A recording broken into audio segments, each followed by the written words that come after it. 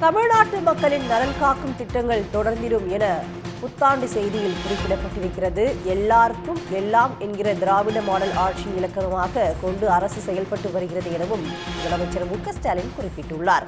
திராவிட model Pongal விழாவுடன் மலரட்டும் 2026 புத்தாண்டு என முதலமைச்சர் மு.க.ஸ்டாலின் வாழ்த்து செய்தியில் குறிப்பிட்டிருக்கிறார். திராவிட பொங்கல் விழாவுடன் மலரட்டும் இந்த புத்தாண்டு எனவும் அவர் குறிப்பிட்டிருக்கிறார்.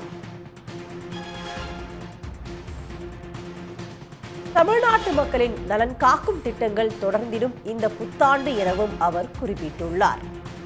எல்லாருக்கும் எல்லாம் என்கிற திராவிட மாடல் ஆட்சியின் இலக்கணமாக கொண்டு அரசு செயல்பட்டு வருவதாகவும் அந்த வாழ்த்து செய்தியில் அவர் தெரிவித்திருக்கிறார்.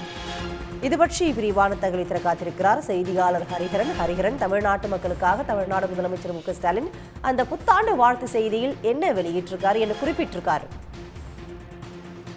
உயிருடன் கலந்திருக்கும் தலைவர் கலைஞரின் அன்பு உடன்பிறப்புகளுக்கு உங்களில் ஒருவன் எழுதும் ஆங்கில புத்தாண்டு வாழ்த்தல் மாடல் என உடன்பிறப்புகளுக்கு முதலமைச்சர் மு.க.ஸ்டாலின் அவர்கள் கடிதம் எழுதியிருக்கின்றார். ஒவ்வொரு மாதமும் திமுக தொண்டர்களுக்கு உடன்பிறப்புகளில் உங்களில் ஒருவன் எழுதும் கடிதம் வழியாக தொண்டர்களிடையே முதலமைச்சர் மு.க.ஸ்டாலின் உரையாற்றி வருகின்றார்.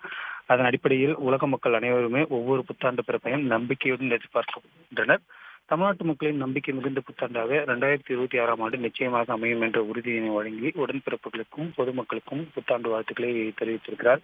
எல்லோருக்கும் எல்லாம் என்ற திராவிட மாடல் ஆட்சியின் இலக்கணமாக கொண்டு அரசு செயல்பட்டு வருகின்றது என்றும் அதே அடிப்படையில் எங்களுக்கு வாக்களித்தவர்கள் சரியாகத்தான் வாக்களித்திருக்கிறோம் என்று மகிழ்ச்சி அடையக்கூடிய வகையில் வாக்களிக்காதவர்களும் வாக்களிக்க தவறவிட்டுமே என்ற அளவில் திமுக ஆட்சியின் உள்ளது என்றும் இந்திய மாநிலங்களில் கல்வி, சுகாதாரம் உள்பட பல இலக்குகளில் தமிழ்நாடு முதன்மையாக திகழ்கிறது என்பதை நாம் சொல்லவில்லை. ஒன்றிய அரசின் பொருளாதார ஆய்வறிக்கையும் ஒன்றிய அரசின் துறைகள் சார்ந்த அறிக்கைகளும் தெரிவிக்கின்றன. இந்திய அளவில் புகழ்பெற்ற பத்திரிகை ஆய்வு நிறுவனங்கள் பொருளாதார இளைஞர்கள் தமிழ்நாட்டிற்கு தலை சிறந்து விளங்குவதாக சான்றுகள் அளித்திருக்கின்றது.